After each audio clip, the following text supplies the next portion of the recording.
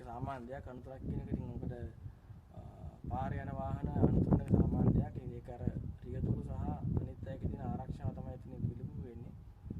රාත්‍රී කාලේ නම් මේ වගේ ලොකු වාහන පේන නොපෙනෙන එක සාමාන්‍ය දෙයක්. මොකද ඒවැයේ තියෙන ලොකු ප්‍රමාණය නිසා.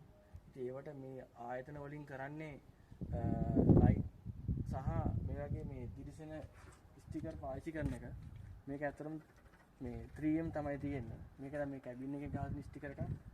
මේ කොහෙද පුංචි එළියක් ආවත් මේක දිලිසෙනවා. ඒකට අමතරව මේ කැන්වස් එක. මේක කර්ටන් ටේල් එකක්. මේක මීටර් 17මාරක් 18ක් විතර දිගයි. ඉතින් මේකේ මේ දිගටම තියෙන පටිය යම්කිසි ලෙවල් එකකින් පහත මට්ටමේ තියෙන පැමිණෙන ඕන කෙනෙක්ට වාහනේ පේනවා.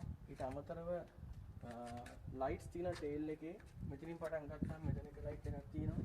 ඊට අමතරව ඔයාලට බලා ගන්න පුළුවන් ටේල් එකේ දිගටම ලයිට්ස් තියෙනවා. මේ ලයිට් එක hazard light අපි කියන්නේ ඩබල් සිග්නල් පත්තු කරාම මේ ලයිට් එක පත්තු වෙනවා. ඉතින් මේ වගේ ලයිට්ස් මේ වාහනේට තියෙනවා 6ක් විතර තියෙන දිගටම පේන්න. එක ලයිට් එකක් වැඩ කරගෙන තුනත් ඒ ලයිට් එක අනිවාර්යෙන් අනිත් ලයිට් එකත් කන්ඩිෂන් නැහැ. මේක විශේෂ දෙයක්. මේක ලංකාවේ නෑ මම හිතන්නේ වාහනවල ගොඩක් වෙලාවට.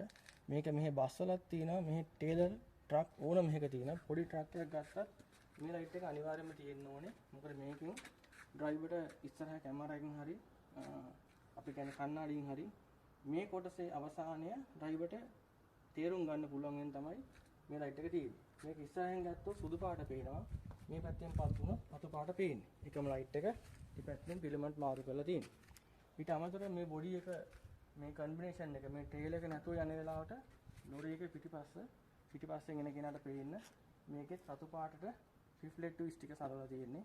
මේ තියෙන ට්‍රේල් එක මේකේ මීටර 7මාරක් 8ක් විතර දිගයි.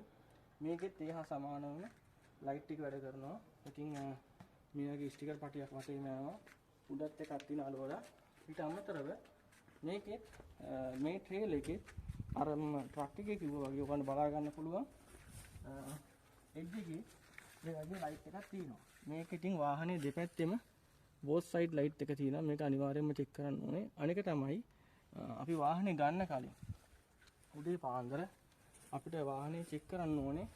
යන්න කලින් විනාඩි 5ක් දෙනවා අපිට වාහනේ චෙක් කරන්න කියලා. ඒ 5 ඇතුළත ටයර්, ලයිට්ස්, සිග්නල් ලයිට්, දැන් බලන්න මේ රිවර්ස් ලයිට් එක මෙතන තියෙනවා. මේ ලයිට් එක මෙතන තියෙනවා. මේ ලයිට් එක යනකොට පත්තු වෙන්නේ නැහැ.